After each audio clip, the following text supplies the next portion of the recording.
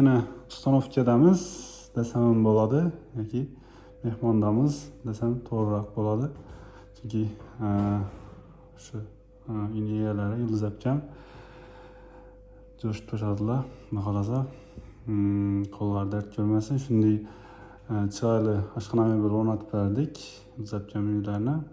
Endi undan ham shirin ovqatlarni bemalol tayyorlayveradilar.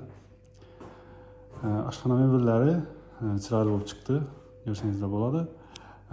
O'zlarimiz tavsiya etdik bu svetni.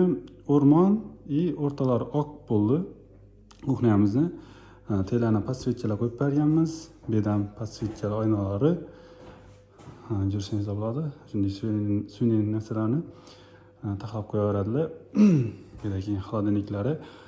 Ustilari, stollari qo'yilmay turibdi, chunki dosh bo'ladi, usti polni.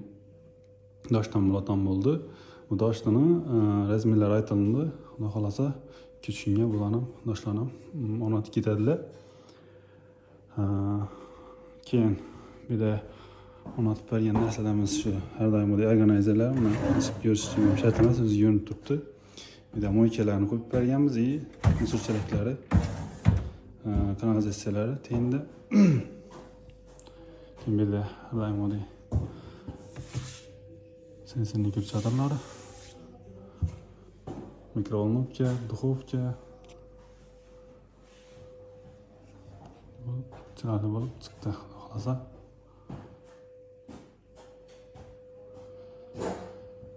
Yaxshi kunlarda ishlatish nasib etsa akamiz. Yoqqan bo'lsa, like bosib qo'ying.